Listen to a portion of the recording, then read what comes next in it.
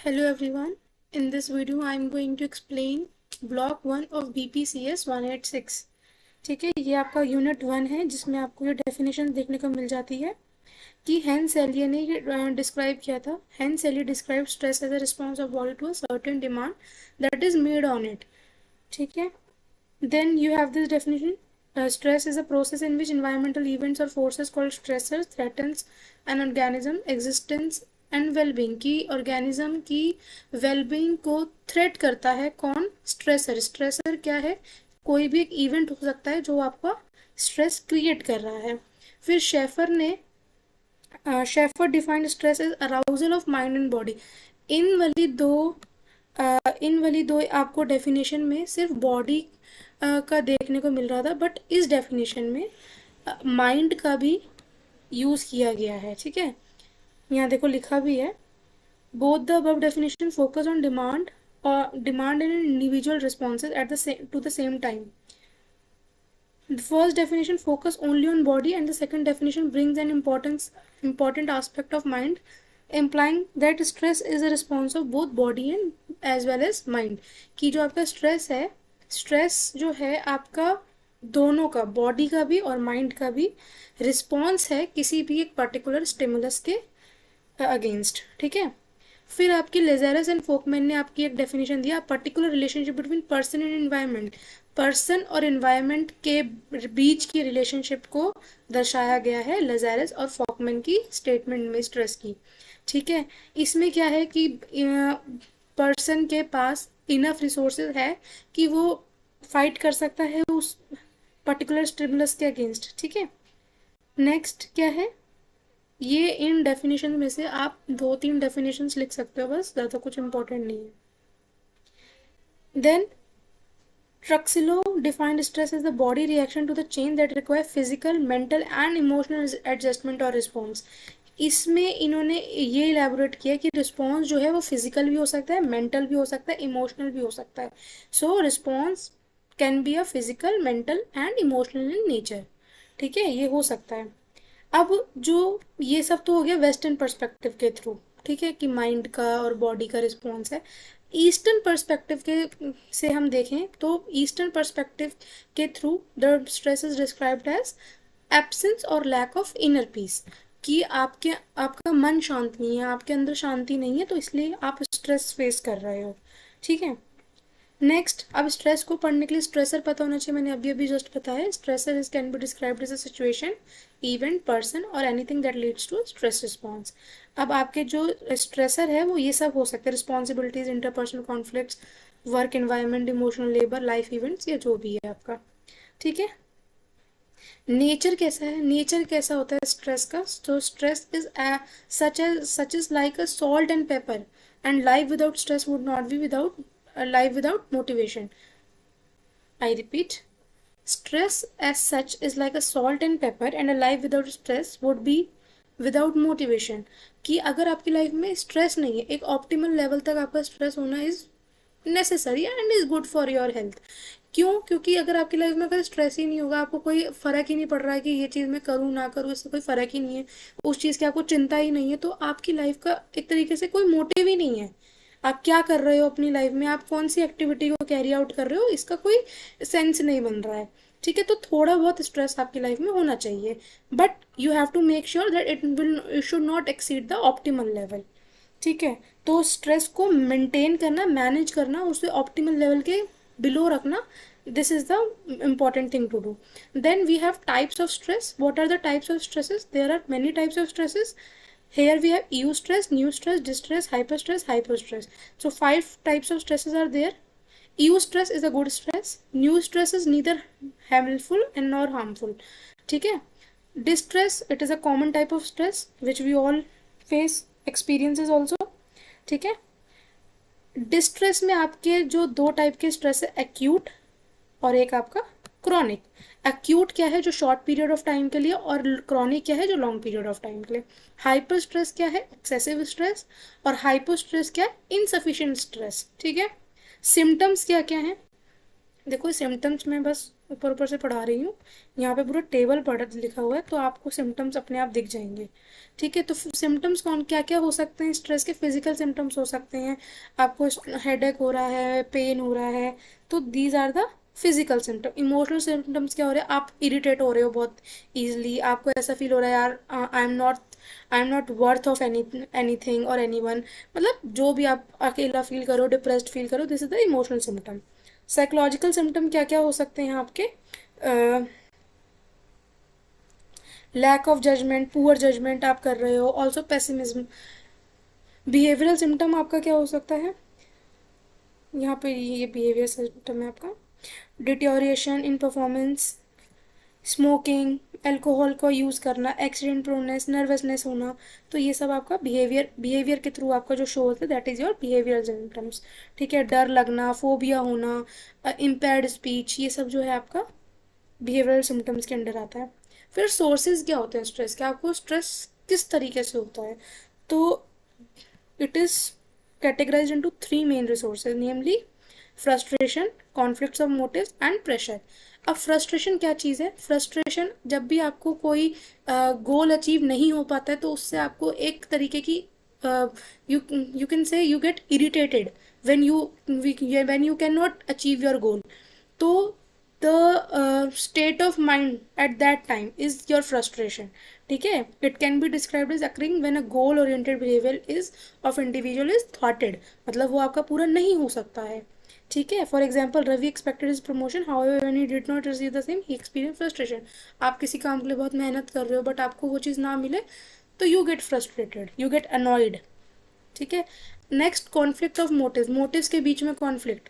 ठीक है ना, तो यहाँ पे देखो चार टाइप्स के एक तरीके से कॉन्फ्लिक्ट आपको दे रखे हैं। अप्रोच कॉन्फ्लिक्ट, जब आपके दोनों गोल्स पॉजिटिव होते हैं and you have to choose between one of them. जैसे कि आपको दो जॉब की अपॉर्चुनिटीज मिल रही है, दोनों बिल्कुल सेम है, तो आपको उनमें से कोई एक को चूज करना है, तो ये हो गया आपका अप्रोच कॉन्फ्लिक्ट। नेक्स्ट क्या है आपका? Avoidance conflict. ये तब होता है जब आपके जो दो गोल्स होते हैं वो सिमिलर होते हैं, बट ये अप्रोच कॉन्फ्लिक्ट के एक तरीके से अपोजिट है। For example in individual may have to take decision whether he she wants to remain unemployed और he she wants to get a mediocre job that he she is not interested. या तो आप बेरोजगार रह लो, या तो आप एक ऐसी नौकरी कर लो जो एक तो मीडियोकर लेवल पे है, but at least it is paying you, है ना। देन अप्रोच अवॉइडेंस कॉन्फ्लिक्ट, यहाँ पे एक सिंगल गोल होता है, but it has both positive also and negative also. ठीक है ना, जैसे कि आपको बाहर अब्रॉड में जॉब मिल रही है, but at the same time you are living your parents and family also. तो ये एक तरीके से इसमें पॉजिटिव तो है कि आप बाहर अपॉर्चुनिटी मिल रही है, आपको एक अच्छी अपॉर्चुनिटी मिल रही है, but at the same time आप दुखी इस बात से हो कि आपको अपनी फैमिली को छोड़ना पड़ेगा। तो इस गोल के पॉजिटिव कॉन्सिक्वेंस भी है और नेगेटिव कॉन्सिक्वेंस भी है। मल्टीपल अप्रोच अवॉइडेंस कॉन्फ्लिक्ट क्या है कि सपोज करो एक बच्चा है, उसे दो एजुकेशनल अपॉर्चुनिटीज मिल रही है, एक तो वो म्यूज़िक को परस्यू कर ले जिसमें वो बहुत ज़्यादा इंटरेस्टेड है, बट उसके पेरेंट्स अनहैप्पी होंगे, और दूसरा वो अपने पेरेंट्स की बात मान ले बट उससे वो खुश नहीं होगा। तो ये हो गया multiple approach avoidance conflict. Then the third is pressure. Pressure कब होता है? Pressure can be external also, internal also. External pressure मतलब जब आपको सोशली आपको कोई प्रेशराइज कर रहा हो, जैसे अगर आपके पेरेंट्स आपको पढ़ाई के लिए प्रेशराइज कर रहे हैं कि आप यही चीज़ करो, आपको डॉक्टर ही बनना है, तो आप इसी रास्ते पे जाओ, but you are not interested in it, तो एक तरीके से यू विल फील प्रेशर।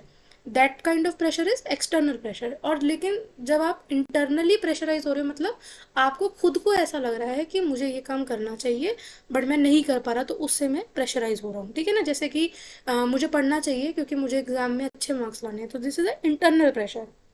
ठीक है, फिर स्पेसिफिक सोर्स ऑफ स्ट्रेस कौन से? लाइफ इवेंट्स, आपके लाइफ में जो जो चीज़ें चल रही हैं, किसी की डेथ हुई है या फिर आपने अपनी जॉब छोड़ दी है, तो इस तरीके की चीज़ों से भी स्ट्रेस क्रिएट होता है। डेली हैसल्स, सबकी लाइफ में कुछ ना कुछ चीज़ें चलती रहती हैं, किसी के पास टाइम नहीं है, किसी के पास वर्क प्रेशर ज़्यादा है, किसी की रिस्पॉन्सिबिलिटीज इतनी ज़्यादा है, तो it can lead to a stress.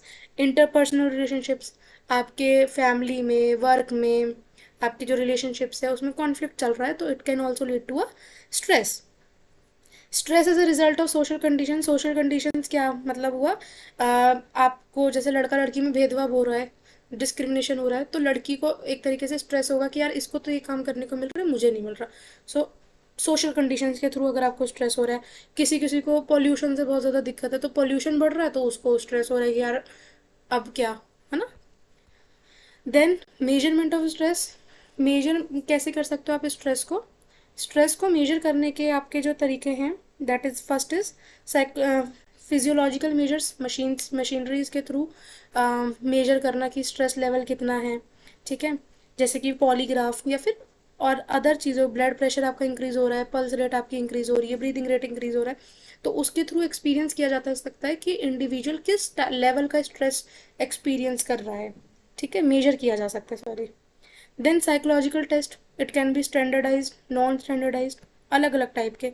एक का एग्जाम्पल यहाँ पे दे रखा है सेल्फ रिपोर्ट इन्वेंट्रीज, जिसमें कि स्टेटमेंट्स दे रखी होती हैं और इंडिविजुअल उसको खुद करता है, तो इससे बेटर पता लगता है कि इंडिविजुअल किस लेवल का स्ट्रेस को एक्सपीरियंस कर रहा है, ठीक है। और क्या है इसके मेन फीचर्स, क्या सेल्फ रिपोर्ट इन्वेंट्रीज के? They are simple, they are less costly and they can be easily administered, ठीक है ना। देन चेकलिस्ट, इसका you can also measure stress using checklist. बहुत सारे लाइफ के इवेंट्स आपको दे रखे हैं, individual has to just do checking there कि उनकी लाइफ में क्या क्या चल रहा है। जितने ज़्यादा इवेंट्स उनकी लाइफ में चल रहे हैं जो स्ट्रेसफुल हैं, उससे पता लगेगा कि इंडिविजुअल कितना स्ट्रेस फेस कर रहे हैं अपनी लाइफ में। Then interview, face to face interview होते हैं, ग्रुप इंटरव्यूज होते हैं, but face to face interview जो है आपका, वन ऑन वन इंटरव्यू जो है, it can it can make you better understand the level of stress experiencing by the individual, ठीक है। Next second unit. Second unit में हम देखेंगे मॉडल्स ऑफ स्ट्रेस।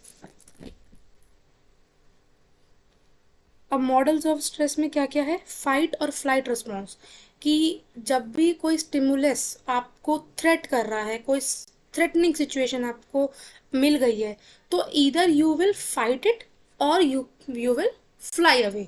मतलब या तो आप उससे फाइट करोगे या तो आप उसको छोड़ के चले जाओगे। सपोज करो आप रास्ते से जा रहे हो, आपको सांप मिल गया, तो ये थोड़ी आप उससे, अगर तुम्हारे पास कुछ भी नहीं है तो तुम उससे लड़ने बैठ जाओगे कि आ तू मुझे डस और मैं तुझे डसूंगा, नो, है ना। तो अगर ऐसी कोई सिचुएशन, या तो आप फाइट करो या तो फ्लाइट करो। या फिर अगर आपके पास रिसोर्स है, सपोज अगर आपको डंडा मिल गया, तो हो सकता है आप उससे भगाने की कोशिश करोगे, और अगर कुछ नहीं होगा तो यू विल फ्लाई अवे। तो दिस इज अ फाइट और फ्लाइट रिस्पॉन्स, ठीक है। ये कैनन ने किया था, मैंने फर्स्ट चैप्टर में एक्सप्लेन किया था ये वाला, ठीक है। फिर इसमें एक और चीज़ है आपका फिजियोलॉजिकल चेंजेस जो आपको दिखने को मिलते हैं फाइट और फ्लाइट रिस्पॉन्स के through. Sweating, dry mouth, tensed muscles, increase in blood pressure, pulse rate, ठीक है ना। ऑल्सो योर प्यूपिल्स में वाइडन अप, ओके। चलिए अब यहाँ पे देखो क्या है, ये एक टेबल है, इसको मैं एक्सप्लेन कर देती हूँ। थ्रेटनिंग सिचुएशन जब भी आपकी आती है, तो आपके एसएनएस और ये सिंपैथेटिक नर्वस सिस्टम और एंडोक्राइन सिस्टम जो है, ये इनमें दो टाइप के ग्लैंड है। सिंपैथेटिक नर्वस सिस्टम में एड्रेनल ग्लैंड, वो अगर आपने अगर पढ़ा हो कभी, तो 10th में भी है ये। एड्रेनल ग्लैंड से एड्रेनलाइन हार्मोन करके कुछ रिलीज होता है, वो डॉगी वाला एग्जांपल से आपको पता होगा कि अगर आपके पीछे कुत्ता अगर पड़ गया है, तो आप एकदम से भागते हो, वो इतनी तेज रफ्तार हो जाती है कि पता भी नहीं लगता। वाई, कैसे, हाउ? क्योंकि एड्रेनल जो हार्मोन है आपका वो रिलीज हुआ है, ठीक है। आपका ब्लड प्रेशर बढ़ जाता है, ब्रीदिंग रेट बढ़ जाता है, ठीक है। नेक्स्ट क्या है? General adaptation syndrome, general adaptation syndrome, okay. So ये किसने दिया था? ये दिया था आपको हेंसेलिए ने।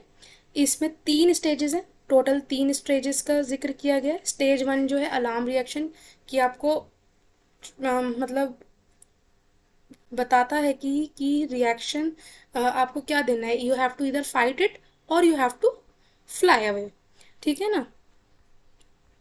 स्टेज 2 जो है वो है रेजिस्टेंस। इसमें क्या है, देखो इसको एक बार रीडिंग करना पड़ेगा, जो भी मैंने बताया है उसको रीड एक बार करना पड़ेगा, मैं बस आपको ओवरव्यू दे रही हूँ।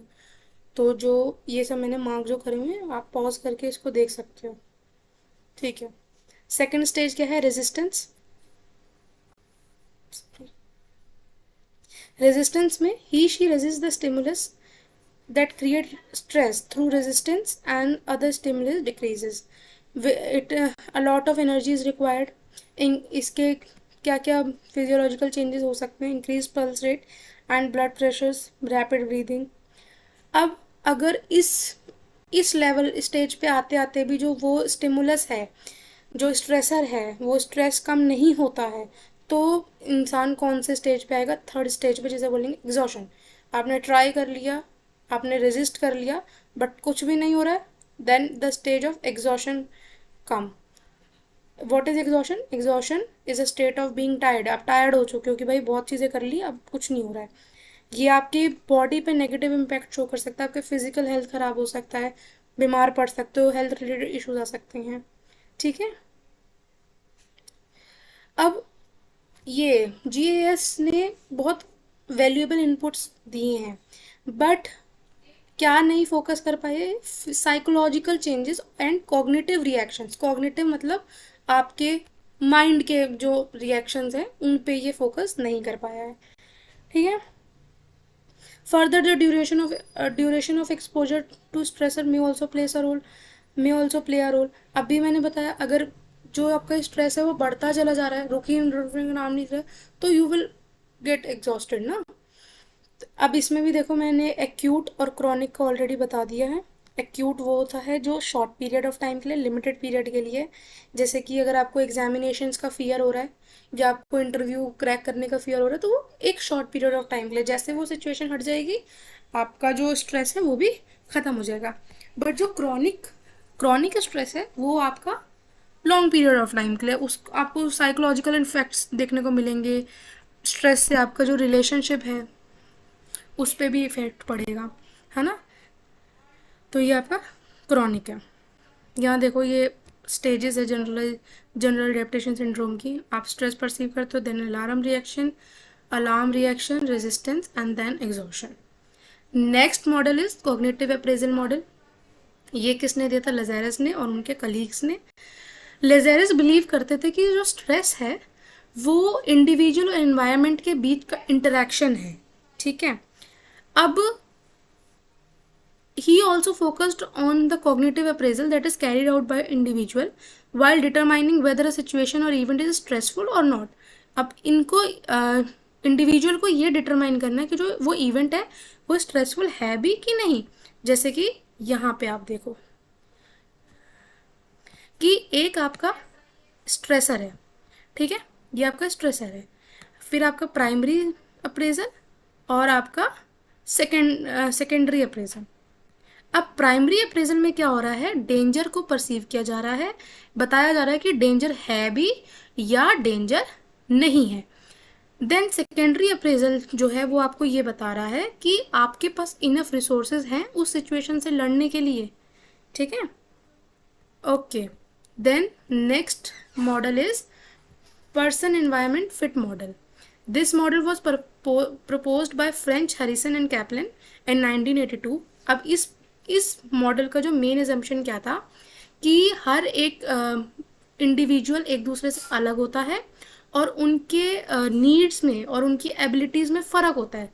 इसका कहने का मतलब, एक कहावत सुनी होगी, पैर उतने ही पसारो जितनी चादर हो, कि आपके नीड्स अलग हैं और आपके पास रिसोर्सेज अलग हैं, तो तब जाके स्ट्रेस भी आपको देखने को मिल जाता है। Next it is psychodynamic theory. अगर आपको थ्योरीज या मॉडल्स के बारे में पूछ लिया जाए, क्या कर रही है कांक्षा? डायनेमिक थ्योरी किसने दी थी? सिगमंड फ्रॉइड ने दी थी। अब फ्रॉइड जो हैं उन्होंने बताया था कि जो साइकोलॉजिकल कॉन्फ्लिक्ट्स आपके अराइज होते हैं ये क्यों होते हैं? क्योंकि सेक्सुअल डिजायर्स की वजह से, जो आप जिनके बारे में ओपनली बात नहीं कर पाते, जो या फिर जो रिप्रेस्ड होते हैं, तो इनकी वजह से जो स्ट्रेस है वो क्रिएट होता है। ठीक है। यहाँ देखो मैंने लिखा है psychological conflict arises from sexual desires which can not be expressed openly and therefore are repressed.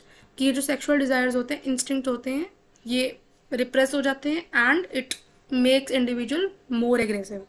ठीक है। Then genetic constitutional theory, genotype और फिनोटाइप के ऊपर आपका ये थ्योरी बेस्ड है कि जो स्ट्रेस है आपका जीन से रिलेटेड है। ये एक तरीके से जेनेटिक कॉन्स्टिट्यूशनल थ्योरी है, मतलब है तो genetic constitutional theory but genes पर डिपेंड कर रहा है आपका जीनोटाइप और फिनोटाइप पर। ठीक है। इसमें जेनेटिक डिस्पोजिशन कैसी है इंडिविजुअल की, वो बता रहा है कि कैसे कोई इंडिविजुअल स्ट्रेस उसको कितना हो सकता है, कितने लेवल तक। ठीक है। Then diathesis stress model, diathesis stress model on the other hand focus on the role of both genetics and environment. इसमें सिर्फ जेनेटिक्स की बात की जा रही थी, इसमें जेनेटिक्स की तो बात की जा रही है बट इन्वायरमेंट को बीच में इंक्लूड किया जा रहा है। ठीक है। कि हो सकता है कि जिसको ब्रीदिंग प्रॉब्लम हो, जेनेटिक प्रॉब्लम है ब्रीदिंग प्रॉब्लम, बट वो एन इंडिविजुअल में experience breathing problem when he she is expose to prolonged और हाई लेवल स्ट्रेस, कि जब उसको स्ट्रेस ज़्यादा है वो तभी ब्रीदिंग प्रॉब्लम फेस एक्सपीरियंस कर रहा है, लेकिन जब उसके पास स्ट्रेस नहीं है तो उसको ब्रीदिंग प्रॉब्लम भी नहीं हो रही है। तो ये एक तरीके से नेचर पे भी डिपेंड करता है, इन्वायरमेंट पे भी डिपेंड करता है। ठीक है। जैसे इसका एग्जांपल ये हो सकता है कि सपोज करो अगर एक एक इंडिविजुअल को ब्रीदिंग प्रॉब्लम है, उसमें अगर इतना इतना स्ट्रेस हो जाता है किसी से बात करने में, या फिर सपोज करो एक स्टूडेंट का एग्जांपल हो कि एग्जामिनेशन चल रहा है, उसको एग्ज़ाम के टाइम पे अगर स्ट्रेस एक्सपीरियंस करने को मिल रहा है तो उसकी उस टाइम पे जो ब्रीदिंग रेट है it will increase, breathing problem वो एक्सपीरियंस करेगा, लेकिन जैसे ही एग्ज़ाम चले गए उसकी ब्रीदिंग प्रॉब्लम भी ख़त्म हो गई। ठीक है। नाउ थर्ड यूनिट, इसमें साइकोडायनेमिक की थ्योरी जो है वो इम्पोर्टेंट है। 2-3 थ्योरीज आप कर सकते हो, या सबको ऊपर ऊपर से देख लो एक बार। चलो, यूनिट 3 क्या है, factors contributing to stress proneness. Type A personality क्या है, मैंने बताया था क्या अभी। अच्छा, टाइप ए पर्सनैलिटी हमेशा शॉर्ट ऑफ टाइम पे रहती है कि जल्दी जल्दी करो हर चीज़, दे आर इन ग्रेट हरी, है ना, और लेकिन they are also motivated to do something. चलो, अब इसमें क्या है, हाँ ये एक एग्जाम्पल है, Shalini would fall sick every time she had a school examination. तो शालिनी एक लड़की थी, अभी मैंने एग्जाम्पल दिया है इस एग्जामिनेशन का, इसको पढ़ लेना अपने आप, कि वो बीमार क्यों पड़ रही थी, वो स्ट्रेस की वजह से जो उसके एग्जामिनेशन की तरफ में आते हैं बस उसे। ठीक है। उसे कोई भी फिजियोलॉजिकल प्रॉब्लम नहीं थी but it is a psychological problem कि उसे स्ट्रेस होता है एग्जामिनेशन से। And different individuals deal differently with the stress, ये तो अब तक समझ आ जाना चाहिए। Now what are the factors that are contributing to stress. Type A personality के बारे में पहले तो बात करते हैं। यहाँ देखो, टाइप ए पर्सनैलिटी के बारे में यहाँ पे सब कुछ लिखा है, टाइप ए और टाइप बी। टाइप ए का जस्ट अपोजिट होता है टाइप बी। टाइप ए जो है वो बिल्कुल हरी में रहते हैं, जल्दबाजी में रहते हैं, लेकिन जो टाइप बी है वो बिल्कुल रिलैक्स्ड रहते हैं, उन्हें कोई मतलब नहीं होता कि क्या हो रहा है क्या नहीं हो रहा, है ना। टाइप ए पर्सनैलिटी क्या होती है, high motivation, they possess high motivation, they lack patience, feel short of time, be in a great hurry, feel like being in always burden with work and file difficulty to slow down और relax नहीं होते हैं ये, और जो type B होते हैं वो रिलैक्सड ही होते हैं। चलो एक बार इसको पढ़ लेते हैं टाइप ए वाले को। Schafer describe personality as a person enduring set of habits of thinking, feeling and acting.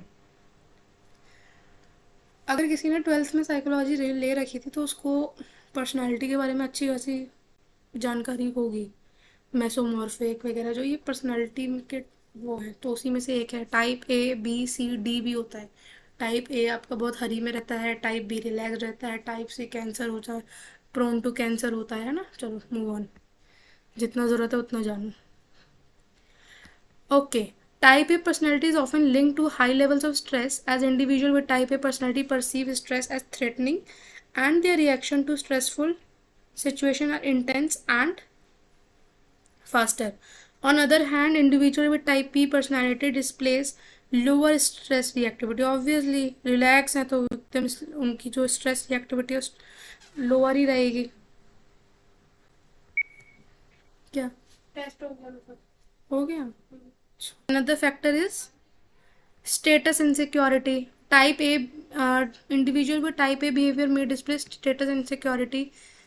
Obviously जो लोग ज़्यादा अपने आप को प्रेशराइज फील कराते हैं उनका सेल्फ स्टीम जो होता है वो लो ही होता है। वो कॉन्स्टेंटली अपने आप को कंपेयर करते रहते हैं, वो दूसरों से अच्छा बनने की कोशिश करते हैं कि मैं उससे कंपेयर कर रहा हूँ अपने आप को या इससे कंपेयर करूँ। तो ये जो है ये उनको उनके अंदर एक इनसिक्योरिटीज आ जाती है, वो उनको अपने आप से बहुत ज़्यादा हाई एक्सपेक्टेशन होती है। ठीक है। फिर अर्जेंसी ऑफ टाइम, अभी मैंने बताया था ना, दे आर इन ग्रेट हरी। तो उनमें उनके they often leads to gasp with time. Individual wants to do many thing with certain within a certain period of time. वो सोचते हैं कि मैंने 1 घंटे में सारे काम कर लूँ, मल्टीटास्किंग बन जाऊँ मैं एकदम से। तो ऐसा नहीं हो सकता ना। तो बट इवेंचुअली वो क्या कर रहे हैं, अपने आप को ही नुकसान पहुंचा रहे हैं बार बार चीज़ सोच के। हाइपर एग्रेसिव हो जाते हैं, डोमिनेटिंग बिहेवियर शो करने लगते हैं। उन्हें फ़र्क नहीं पड़ता है कि किसके साथ वो किस तरीके से बात कर रहे हैं। Free floating hostility. हॉस्टिलिटी क्या है? किसी को ट्रस्ट ना करना, हमेशा उनके बारे में सस्पिशियस रहना कि नहीं नहीं कुछ तो गड़बड़ है, दाल में कुछ तो काला है ना। Drive toward self reflection. Obviously जो लाइफस्टाइल टाइप ए इंडिविजुअल जी रहे हैं, जो अपने ऊपर वो इतना क्या कर रहे हैं, वो कर रहे हैं अपने ऊपर वो इतना अपने आप को इतना प्रेशराइज कर रहे हैं, मुझे वर्ड नहीं आ रहा, अपने आप को इतना बेचारे प्रेशराइज कर रहे हैं। तो उससे क्या हो रहा है, वो खुद को ही वो एक सेल्फ डिस्ट्रक्शन के पाथ पे चल रहे हैं, वो खुद को ही नुकसान पहुंचा रहे हैं। इसलिए उनको एक तो उनमें सेटिस्फेक्शन नहीं होती अपने आप को कंपैरिजन करने में दूसरों से। उनको एक तो लो एस्टीम होता है, फिर उन्हें सेटिस्फेक्शन नहीं होती जब वो हार जाते हैं कि नहीं हम नहीं उनसे बेटर, वो ये सब चीज़ें सोच लेते हैं। तो उनको क्या बिल्कुल ऐसा लगता है कि उनमें एनर्जी ही नहीं है, अब वो और कुछ करना नहीं चाह रहे हैं, टेंशन हो रही है उनको, डिस्ट्रेस एक्सपीरियंस कर रहे हैं in and eventually they are more prone to stress. Second it is hostility. Hostility क्या है? अभी मैंने बताया किसी के विरुद्ध कोई फीलिंग कि कुछ तो गड़बड़ है, ये चीज़ गलत है, या फिर ये ऐसा नहीं हो सकता, है ना।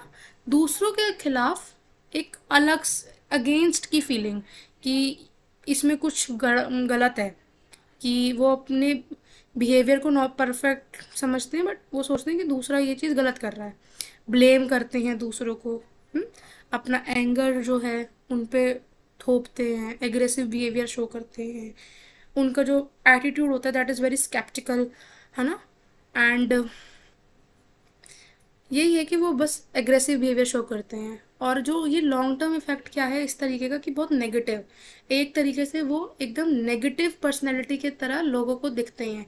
अगर सपोज करो अगर आपको कोई एक चीज़ के बारे में बार बार गलत गलत गलत गलत बोलता रहेगा तो आपको लगेगा यार ये बंदा ही नेगेटिव है, इससे बात ही नहीं करनी। तो ये उनकी सोशल रिलेशनशिप को भी अफेक्ट करता है। नेक्स्ट क्या है आपका? परफेक्शनिज्म। परफेक्शनिज्म मतलब देखो दो तरह परफेक्शनिज्म मतलब परफेक्ट होना, है ना। दो तरह की परफेक्शनिज्म होती है। एक होती है इंटरनल परफेक्शनिज्म जो कि हमें खुद से एक्सपेक्टेशन होती है कि हम हर काम परफेक्टली करें, और एक होती है एक्सटर्नल परफेक्शनिज्म जो एक्सपेक्टेशन हमें दूसरों से होती है। Individual with internal perfection will have high expectations from themselves, और अगर आपको ज़रूरत से ज़्यादा अपने आप से हाई एक्सपेक्टेशंस है तो it will lead it will affect your health, है ना। एंड ऑल्सो योर प्रोडक्टिविटी, आपकी प्रोडक्टिविटी को भी हार्म होगा। आप कोई चीज़ सही भी कर रहे हो बट यू वांट मोर, दिल मांगे मोर, तो उससे क्या होगा? प्रोडक्टिविटी भी हार्म होगी आपकी। अब देखो ये कुछ बिलीव्स हैं जो इंडिविजुअल्स परफेक्ट चीज़ें चाहते हैं, है ना, कि मेरे से कोई मिस्टेक ना हो, मैं हर चीज़ में सही हूँ, मैं फेल हो जाऊँगा अगर मैं परफेक्टली कोई चीज़ नहीं करूँगा, अगर मैंने मिस्टेक कर दी तो मैं फेलियर कहलाया जाऊँगा, है ना, जो भी है। Then procrastination. प्रोक्रेस्टिनेशन क्या होता है? किसी भी चीज़ को अननेसेसरली डिले करना या पोस्टपोन करना, ये जानते हुए कि अगर आप ऐसा करोगे तो इसका आपके ऊपर नेगेटिव इफेक्ट पड़ेगा। सपोज करो अगर आप लोग को असाइनमेंट्स बनाने के लिए दे रखे, आप वेट करोगे कि लास्ट डेट आ जाए तब मैं असाइनमेंट दूंगा, बट यू नेवर नो ना कि कौन सी लास्ट डेट है और कौन सी लास्ट डेट नहीं है। तो ये होता है प्रोक्रेस्टिनेशन करना, ठीक है ना। Next, learn helplessness and learn pessimism.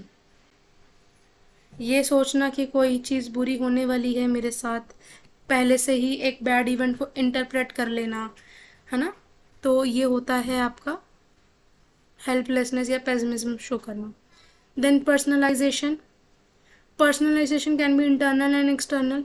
For example, getting less marks in examination may be attributed internally, not studying hard, and externally कि unfair evaluation हुआ था इसलिए मेरे मार्क्स कम आ गए। इंटरनली आपको मालूम है कि आपके एग्जाम इसलिए मार्क्स इसलिए कम आए कि शायद आप पढ़े नहीं होंगे, बट एक्सटर्नली अनफेयर इवेल्युएशन हुआ है इसलिए मेरे मार्क्स कम आए हैं। तो ये हो गया एकदम पर्सनलाइजेशन, जो कि दो टाइप के हैं। परमानेंस, कि कोई भी आपका जो इवेंट है वो परमानेंट है या टेम्पररी है, कि अगर आपके एग्जामिनेशन में मार्क्स कम आए हैं तो आप उसको इस तरीके से देखो कि या तो ये हमेशा होता रहेगा आपके साथ, या फिर आप इसको इस तरीके से देखो कि हाँ ये चेंज करूँगा मैं। Then it is pervasiveness. This can be described as whether the interpretation is related to one और मल्टीपल डायमेंशन, कि जो भी आपका इवेंट है दैट इज़ यूनिवर्सल, कि मैंने एक सब्जेक्ट में I scored less marks in one subject but scored well in other, या फिर getting less marks is yet a negative event in my life. Then moderator of stress. Stress के moderator किन्हें कहा गया है? स्ट्रेस के moderators internal और external resources हैं जो कि आपके स्ट्रेस को मॉडिफाई करते हैं, ठीक है। ओह सॉरी, स्ट्रेस को नहीं, आप किस तरीके से स्ट्रेस को एक्सपीरियंस कर रहे हो उसको मॉडिफाई करते हैं, और उनके इफेक्ट्स क्या क्या हैं और उसको मॉडिफाई करते हैं। So the first moderator is locus of control, कि आप कितना कंट्रोल कर सकते हो आपके अपने स्ट्रेस लेवल पे। Belief system possessed by an individual with regard to whether the outcome of his action can be attributed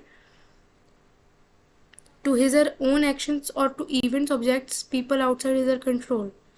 Individual could have individual could either have an internal control orientation or an external control orientation.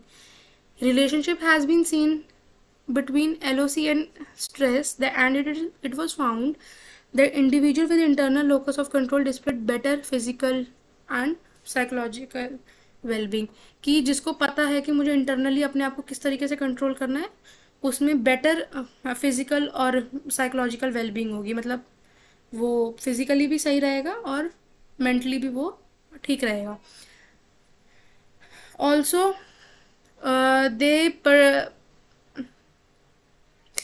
Can control the stressful situations, और वो उस stressful situation को challenge की तरह ले सकते हैं, ना कि एक थ्रेट की तरह, और वो उससे बेटर वे में डील करेंगे।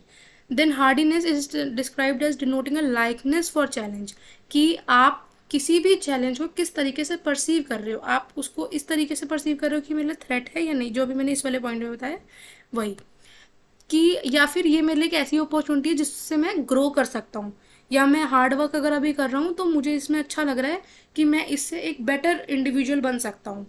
देन सोशल सपोर्ट, ये मानने वाली बात है कि अगर कोई भी इंसान स्ट्रेसफुल सिचुएशन में है, अगर कोई भी जाके उसको इमोशनली सहारा दे देगा या फिर सपोर्ट कर लेगा, अच्छा खाना खिला दो, तो या फिर किसी का मूड ख़राब है होता है ना, अच्छा खाना खिला दो तो उसका मूड एक टाइम के लिए ठीक हो जाता है। तो सोशल सपोर्ट जो है वो इसलिए इम्पोर्टेंट है। जिन जिन जो जो पर्सन स्ट्रेस को एक्सपीरियंस करते हैं वो बेटर डील कर सकते हैं स्ट्रेस से अगर उनके पास एक अच्छा सोशल सपोर्ट हो, उनकी फैमिली उन्हें सपोर्ट कर रही है या उनको कोई इमोशनली सपोर्ट कर रहा है, तो वो they can deal better with stress, ठीक है।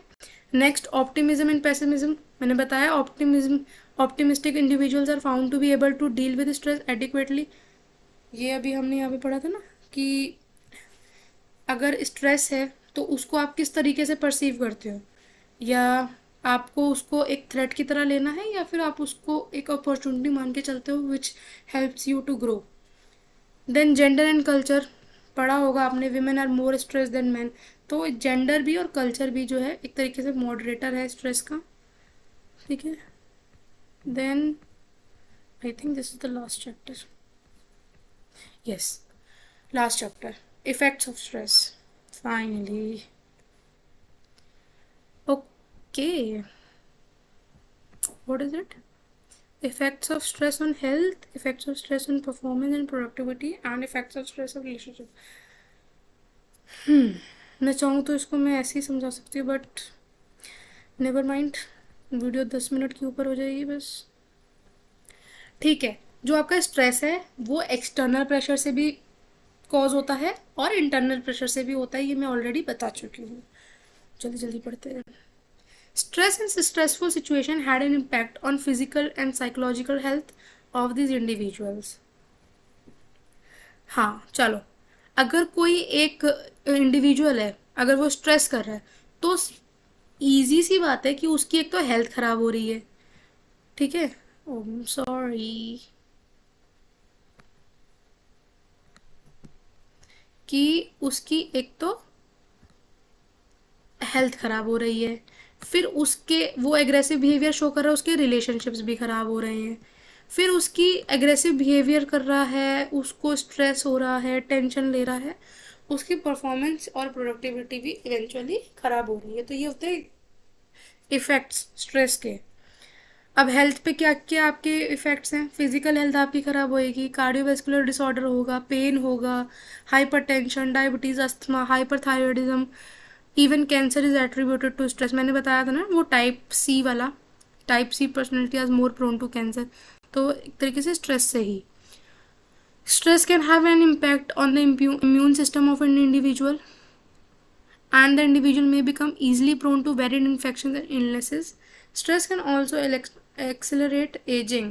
जितना स्ट्रेस लोगे उतनी झुर्रियाँ आ जाएंगी चेहरे पे, तो स्ट्रेस नहीं लेने का, बल्कि कुछ ऐसा करो कि स्ट्रेस ख़त्म हो। Take it as a challenge. Performance और प्रोडक्टिविटी में स्ट्रेस का क्या इफेक्ट है? Stress can have negative impact. देखो मैंने क्या बताया था फर्स्ट चैप्टर में, stress up to the optimal level can be good for your health. Your life would be of no use if there will be no stress, if there will be no motivation. But hyper stress is obviously not good for your health. तो बस इतना ही समझो, इसको read करना जो भी मैंने इसमें दिया है। ये देख लो कि ये एक परफॉर्मेंस और स्ट्रेस का वो है, ग्राफ है। आप देखो जैसे जैसे स्ट्रेस बढ़ रहा है परफॉर्मेंस भी बढ़ रही है, लेकिन जैसे जैसे स्ट्रेस हाई हो रहा है, ठीक है, यहाँ पे अगर ये स्ट्रेस इतना हाई हो रहा है तो परफॉर्मेंस आपकी डाउन होती चली जाएगी। जितना हाई स्ट्रेस होगा उतनी ही लो परफॉर्मेंस होगी। तो ये इन्वर्टेड यू इस तरीके से दिखाता है। फिर आपके टीम वर्क, आप वर्क पे फोकस नहीं कर पाओगे, यही तो है productivity. Effects of stress on relationships, relationships पे क्या इफेक्ट होगा स्ट्रेस का? Individuals are not island, they are independent on each other, they cannot function in an isolation and they rely on each other to carry out various activities as well as for support. Obviously अगर आप अकेले होगे तो आपको हर चीज़ manage करने में problem होएगी। you need help of your family, your friends, है ना, and your loved ones to take care of everything of your or to help you to carry different activities. आप सपोर्ट के लिए, सोशल सपोर्ट अभी पढ़ा था ना, सपोर्ट के लिए you look out for person, ठीक है। तो क्या है इसका कहने का मतलब कि आप इंडिपेंडेंट होके काम नहीं कर सकते हो। You individuals are interdependent on each other, आपको किसी न किसी की ज़रूरत पड़ेगी। अगर आप स्ट्रेस से अच्छे से कोप नहीं करोगे तो आपके बिहेवियर में नेगेटिव इफेक्ट देखने को मिलेगा, जिससे आपकी जो रिलेशनशिप है दूसरों के साथ वो अफेक्ट होएगी। कौन चाहेगा कि वो एक एग्रेसिव पर्सन के साथ रहे? कोई भी नहीं, आप भी नहीं चाहोगे। तो एक तरीके से ये क्या है, ये नेगेटिव इफेक्ट है ना स्ट्रेस का। आपके दूसरों के साथ रिलेशनशिप खराब होएगी, you consume more alcohol, you get indulge in drug use, etc. Such behaviors over a period of time can negatively affect your relationship with others. It may also lead to interpersonal conflicts that again may result in negative effects of relationship. Individuals who are under stress may say certain things or make certain mistakes that they would otherwise refrain from doing. जो stress के under में है individual, वो ऐसी mistakes भी कर सकता है जो कि वो करने से बचे। हो जाती है, स्ट्रेस में हो तो हो जाएगा ना। चलो, yes, this is it for today's video. Block 1 पूरा कंप्लीट हो गया है, ब्लॉक 2 की वीडियो